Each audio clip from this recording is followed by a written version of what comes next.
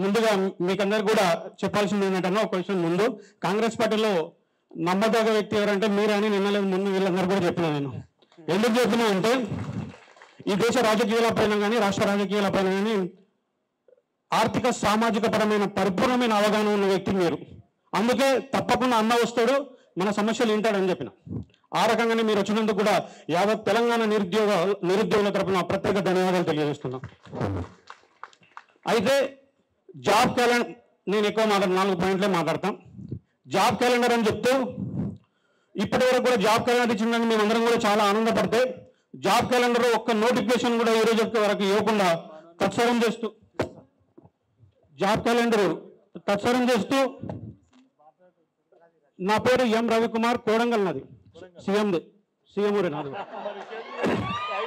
అయితే తత్సరం చేస్తూ మమ్మల్ని అనేక ఇబ్బందులు ఆర్థికపరమైన ఇబ్బందులకు గురి చేస్తూ మానసికంగా మమ్మల్ని చంపేస్తున్న ఈ కాంగ్రెస్ ప్రభుత్వానికి ప్రత్యేకమైన శిరస్సు వంచి వేడుకుంటున్నాం ఇంకా మేము తిడితే బాగుండదు శిరస్సు వంచి వేడుకుంటున్నాం జాబ్ క్యాలెండర్ని అతి తొందరలో రిలీజ్ చేయాలి అది కూడా డేట్తో సహా ఈరోజు ఇప్పుడే మీరు డేట్తో సహా సీఎం గారితో మాట్లాడతారో ఎవరితో మాట్లాడతారో మాకు డేట్తో సహా చెప్పాలి ఇన్ని రోజులు డిలే అయినందుకు ఆర్థిక పరంగా యావత్ తెలంగాణ నిరుద్యోగ సమాజం అంతా కూడా నష్టపోయినటువంటి పరిస్థితి అందుకు ఆర్థికంగా నష్టపోయినాం కాబట్టి మీరు ఇమ్మీడియట్ గా ఇదే వేదిక మీ నుంచి నిరుద్యోగ భృతి కూడా ఎప్పుడు ఇస్తారో మాకు చెప్పాల్సిన ధర్మం కూడా మీ పైన ఉంది ఎందుకంటే ఇలా ఆర్థికంగా నష్టపోయే యావత్ చాలా మంది కూడా ఈరోజు నల్గొండలో చూసుకున్నాం మొన్న వరంగల్ చూసుకున్నా అనేక మంది యువకులు ఆత్మహత్యలు చేసుకుంటున్నారు అనేక మంది నిరుద్యోగులు ఆత్మహత్యలు చేసుకుంటున్న పరిస్థితి కనబడతా ఉంది ఇంకా మూడవది మీకందరూ కూడా తెలుసు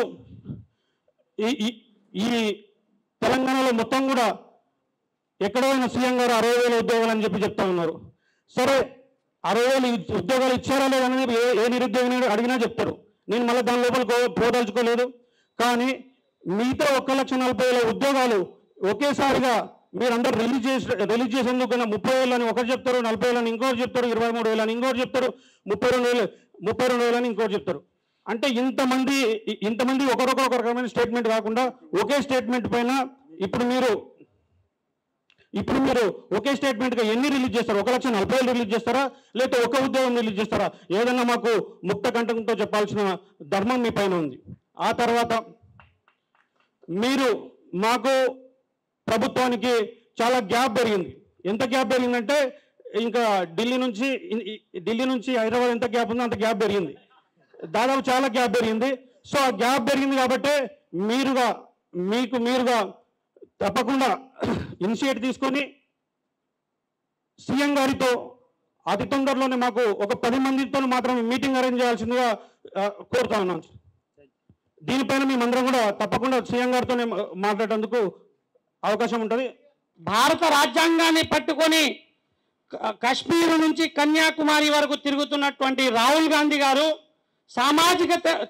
సామాజిక భారతదేశం అంటే సామాజిక వర్గాలకు న్యాయం చేయడానికి బయలుదేరినటువంటి రాహుల్ గాంధీ గారికి మేము విన్నవించుకుంటున్నాం ఈ GO-29 అనేటువంటి తెచ్చిరన్న సామాజిక అంటే ఎస్సీ ఎస్టీ బీసీ మైనారిటీ వాళ్లకు చాలా అన్యాయం జరిగింది GO-29 వల్ల GO-55 అనేటువంటిది కరెక్ట్ ఉండే కానీ ఈరోజు GO-29 తీసుకొచ్చి మా కడుపును కొట్టిరన్న దీన్ని మాత్రం రాబోయే నోటిఫికేషన్లో ఏ నోటిఫికేషన్లో కూడా GO-29 అనేటువంటిది ఉండకూడదు GO-29 ఉంటే మన ఎస్సీ ఎస్టీ బీసీ మైనారిటీ వాళ్ళకి అన్యాయం అన్న ఇది మాత్రం ఖచ్చితంగా దీన్ని తొలగించేంత వరకు మేము ఉద్యమిస్తూనే ఉంటాం భారత రాజ్యాంగాన్ని చేతిలో పట్టుకొని రాహుల్ గాంధీ గారు ఏ విధంగా అయితే వారి కోసం పనిచేస్తా ఉన్నారో ఇక్కడ ఉన్నటువంటి అందరి నిరుద్యోగుల కోసం ఇదే రాజ్యాంగం పట్టుకొని తిరుగుతామన్నా దీంతో పాటు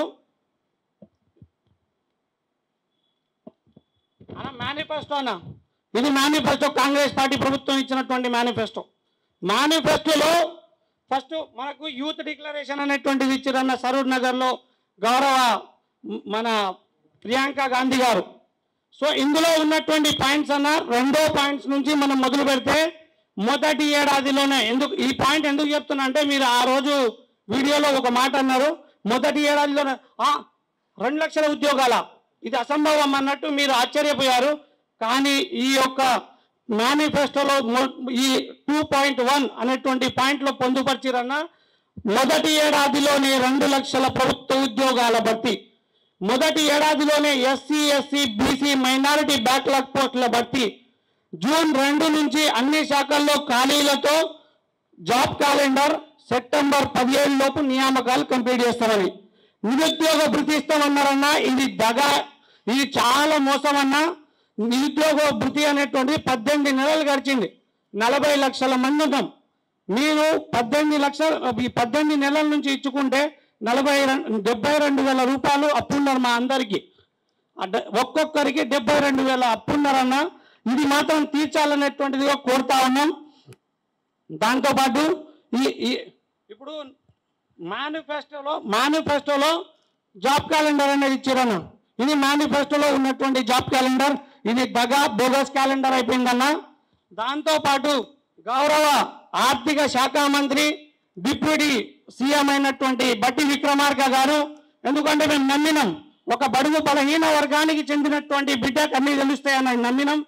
అది ఈ జాబ్ క్యాలెండర్ అసెంబ్లీలో విడుదల చేసినటువంటి జాబ్ క్యాలెండర్ అన్న, ఇది బోగస్ క్యాలెండర్ అయిపోయింది. ముచ్చటగా 3వ జాబ్ క్యాలెండర్ అనేటువంటిది విడుదల చేయడానికి రెడీగా ఉన్నారన్నా. ఇప్పుడు రాబోయే అంటే చెప్తా ఉన్నారు, ఎందుకు కాంగ్రెస్ పార్టీ నుంచి అధికార ప్రతినిధులుగా వచ్చి మాట్లాడుతున్నటువంటి వ్యక్తులకు మీరు ఖచ్చితంగా వార్న్ చేయాలి. నిరుద్యోగుల పక్షాన హెచ్చరిస్తారు, లేచి కొట్టడానికి వస్తూ ఉన్నారు. మానవతరాయ్ గారికి ఈ యొక్క జాబ్ క్యాలెండర్ అంటే ఈ యొక్క మేనిఫెస్టో తయారైనప్పుడు ఆయన కాంగ్రెస్ పార్టీలో లేరనేటువంటి తెలియజేస్తా ఉన్నా. ఆయనకు మేనిఫెస్టోనే తెలియదు, కానీ జనార్దన్ మీద గొడవకు వెళ్తా ఉన్నారు. ఇది ఎంతవరకు అన్యాయం, ఇది ఎంతవరకు మీ కాంగ్రెస్ పార్టీకి అర్థం అవ్వాలన్నది. ఎందుకంటే బస్ యాత్ర చేసినటువంటి పిల్లలందరం మేమే, మీ పార్టీ గెలవాలని పనిచేసినటువంటి వ్యక్తులం. కానీ మాపై చేసుకోవాలని చూసుకుంటే 40 లక్షల మంది నిరుద్యోగులం ఉన్న మేము దలుచుకుంటే ఏమన్నా చేయగలం. కానీ చదువుకున్నటువంటి వ్యక్తులం మేము అలాంటి కార్యక్రమాలకు పోము. అందుకే శాంతంగా కూర్చున్నాం. మీ యొక్క అధికార ప్రతినిధులకు చెప్పాలి. చనగాని దయాకర్ గారు కూడా మాట్లాడతారు, చాతగానోళ్ళు వీళ్ళందరూ దద్దమ్మలు, వీళ్ళు ఎందుకు అడుగుతున్నారో వీళ్ళకే తెలియదు అంటారు. చాతగానోళ్ళు మేము కాదన్నా, వాళ్ళు మీరే తెలియాలి, చెప్పాలి చేతగానోళ్ళు ఎవరనేటువంటిది కూడా. నిరుద్యోగులను కించపరిచేటట్టు మాట్లాడినా, అసలు నిరుద్యోగుల గురించి ఏమన్నా తప్పు మాట్లాడినా ఇప్పుడు చెప్తా ఉన్నా, మేము తలుచుకుంటే పిల్లర్ నెంబర్ 21 కట్టి కొట్టలేమా? మీరే చెప్పాలి. ఎందుకంటే మీరు ఒక ఉద్యమకారులు. ఇక్కడ ఉన్నటువంటి అశోక్ నగర్ చౌరస్తలో 21 పిల్లర్ నెంబర్ అన్న. ఇప్పటి నుంచి ఎవరు మాట్లాడినా నిజం చెప్తా ఉన్నాం, మేము మాత్రం కట్టి కొడతామనేటువంటి చెప్తా ఉన్నాం. ధన్యవాదాలు. ఇంకేందంటే ఇంకో ఇష్యూనా, సారీ, ఈ లోకల్ నాన్ లోకల్ అనేటువంటిది ఇష్యూనా. లోకల్లో గ్రూపంలో మాట్లాడకూడదు కానీ చెప్తా ఉన్నా, గ్రూపంలో 34th ర్యాంక్ అనేటువంటిది నాన్ లోకల్ వారికి వచ్చింది. కానీ అది బీసీడీ అనేటువంటి మహిళకి రావాలి, కానీ నాన్ లోకల్ వ్యక్తులకు ఇచ్చారు. అది ఏ విధంగా ఇచ్చారనేటువంటిది కూడా తెలియజేయాలన్నా.